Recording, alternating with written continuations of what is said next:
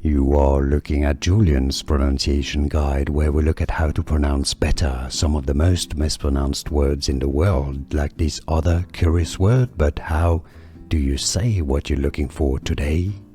Let's learn how to pronounce this word. For more confusing medical terms, names from medicine, make sure to stay tuned for more correct pronunciations. There are two correct but different pronunciations in English.